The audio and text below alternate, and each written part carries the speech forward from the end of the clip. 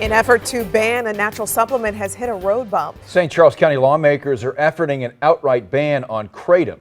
News 4's Emily Pritchard is following the holdup and what may happen next. Emily?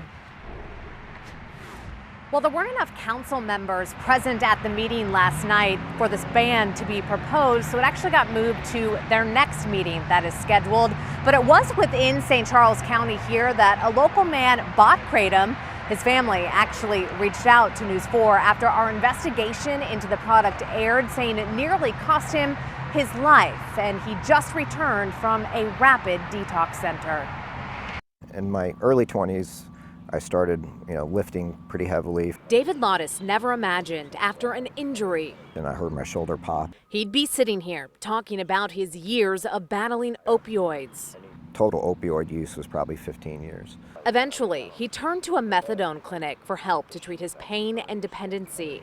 A couple of years ago, he decided he'd had enough and started to detox from methadone. You get like skin crawling. It feels like somebody's kind of pulling the hair out of your scalp.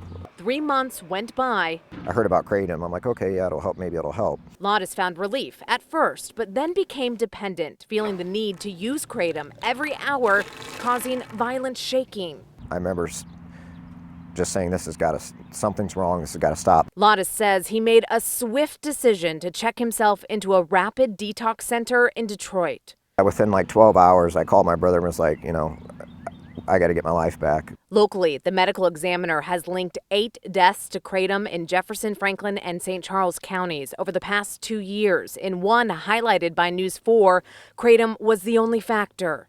The St. Charles County's ban proposal has been pushed back to the May 28th agenda. A spokesman for the American Kratom Association flew in for Monday's meeting, advocating for a regulation of the product and not a ban. A ban would force everyone to the black market where the adulterated products are rampant, and it will kill people if you ban it. Lottis returned from the detox center nearly 3 weeks ago. He has mixed feelings on an all-out Kratom ban, but warns of continual use. I would say be very careful what you're doing. You're asking for trouble.